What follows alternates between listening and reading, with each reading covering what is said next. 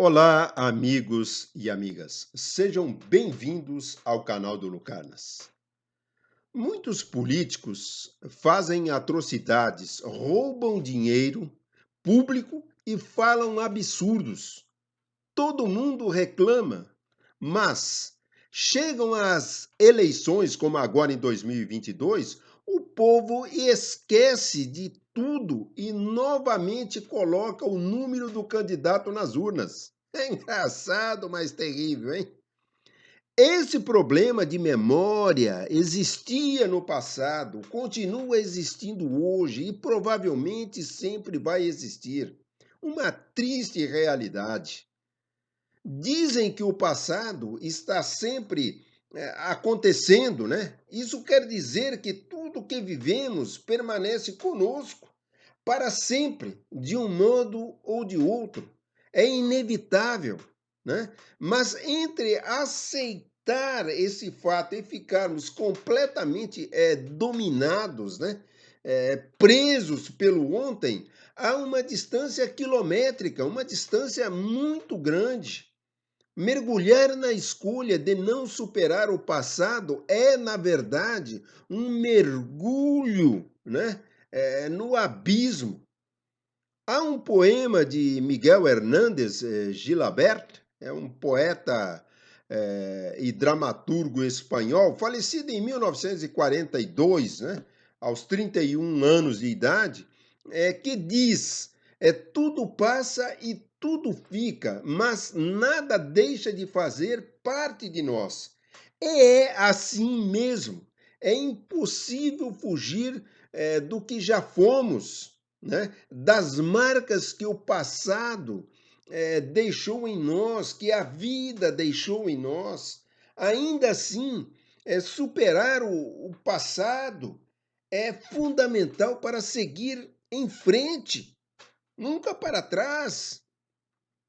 Um dos fatores que nos impedem de superar, né, o passado é a dificuldade para aceitar o que aconteceu e que já está fora do alcance das nossas ações.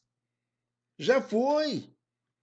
Então, parece algo bastante óbvio, mas há muitas coisas irracionais no ser humano.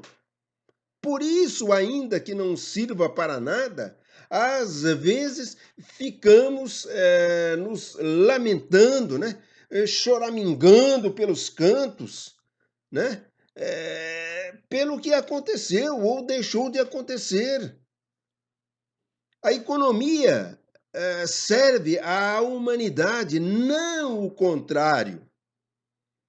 É isto que a institucionalidade deve ter em mente. Qualquer ação no sentido contrário dessa lógica é anacrônica e perversa.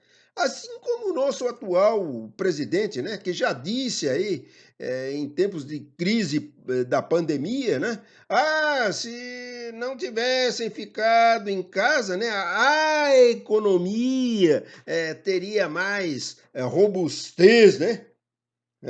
Olha que coisa perversa, né? Então, ninguém merece morrer para salvar a economia. Simplesmente porque ninguém, absolutamente ninguém, é descartável. É uma vida humana. Seguindo esta lógica, né, este caminho, não podem as instituições admitir no poder alguém a favor de relevar perdas humanas, vidas, uma visão assim muito imoral que percebemos nesses últimos 4 anos, onde a preocupação maior do poder executivo foi testar limites, criando cada dia mais. Né? Um acirrado confronto ora com a Câmara dos Deputados, ora com o Senado, ora com o Supremo Tribunal Federal. Nesse clima de instabilidade política, aconteceu o quê? Foi pavimentado, né? Um maldito caminho que deliraram eles, né? poderia levar a um golpe de Estado e à perpetuação no poder. Não foi outra, por exemplo, a política populista na Venezuela que tanto falam, né, que tanto criticam, e hoje sabemos do abismo em que ela despencou,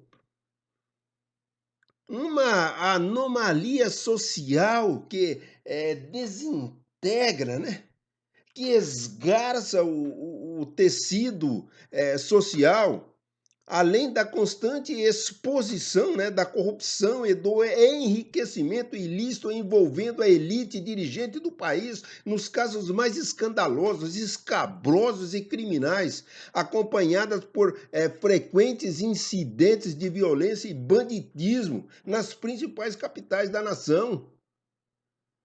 Como resultado, eu pessoalmente sinto que as autoridades são impotentes para coibir o crime que enche as ruas de nossas cidades e são lenientes em parar os crimes cometidos pela elite e pelos ricos em geral. Enquanto esse fenômeno está sendo sentido em muitas partes do mundo, hoje é no Brasil onde os escândalos de corrupção são mais visíveis e todos o sentem. Por exemplo, mensalão, petrolão, rachadinhas e outras revelações semelhantes. Todas essas revelações fazem o quê? Aumentar no cidadão uma sensação de que os governos que vieram com o fim do período militar não foram capazes de impor uma orientação séria para o país, muito menos o aglomerado de partidos políticos fundados apenas para o quê? Para sugar os recursos públicos fáceis e abundantes. Esse é o objetivo de todos os partidos no país. Com isso, aumentou e aumenta na sociedade de forma generalizada episódios que podem ser claramente classificados como de desobediência civil, uma anomia social. Inclusive, consultando aí no dicionário sobre esse termo anomia, encontramos que se trata como falta de regras e objetivos, que encaminha ao vazio de sentido e à perda da identidade pessoal na vida cotidiana do dia a dia. É um processo muito sério ao qual devemos prestar muita atenção, pois parece ser atualmente grave e irreversível para muitos brasileiros e brasileiras contaminados de forma profunda, enraizadas na anomia, a ausência de autoridade moral, né? Torna-se um fato visível a todos, fazendo com que os cidadãos se sintam erráticos, participando inconscientemente, né, de processos coletivos e sociais por inércia. E assim perdendo o quê? A sua identidade. Não posso ser diferente do que fala o meu líder, né? Então, mesmo na base da pirâmide, o agravamento e a distorção propagados por falsas doutrinas de direitos humanos, por exemplo, né, dando aos criminosos mais privilégios do que os cidadãos comuns, faz com que os brasileiros sintam que todos os que vivem à margem da lei parecem gozar de maiores benefícios e regalias. É isso que percebemos, é isso que sentimos. Então, exemplos dessa anomia podem ser encontrados em todos os lugares, desde manifestações de rua em massa, até frequentes ataques a políticos, né, magistrados e outros dignatários da República, na invasão e saque de terras, né? Greves, desobediência à própria ordem da justiça, ataque a professores, médicos e outros profissionais.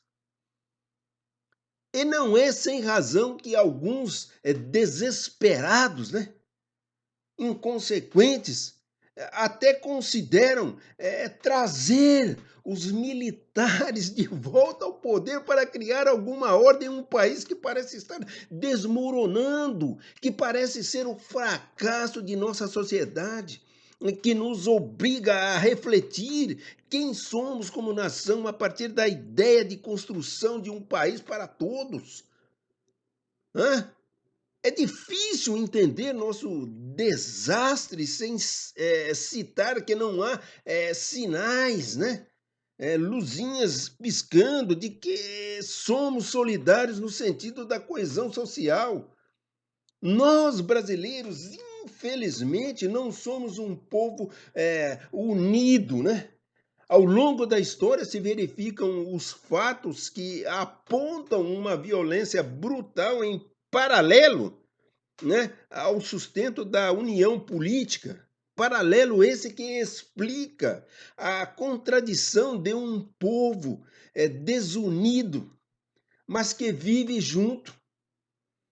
É isso que temos. Então, elementos importantes para digressões futuras, né? Mas que assinalam a característica fundamental do povo que elegeu um governante sem empatia por seus compatriotas e cujos planos são descaradamente na cara dura de perpetuar-se no poder às custas da estabilidade social, né? Então, seguindo uma visão de mundo totalmente reacionária, ou seja, buscando, né, a destruição institucional conquistada pela Constituinte de 1988, a nossa Constituição Federal, e mais além ainda, né, implementando uma lógica capitalista predatória, com o rótulo de liberalismo, que na verdade significa mais algo como vale tudo. Hã? Muito embora isso explique muito do que acontece, pode nos deixar desatentos, né?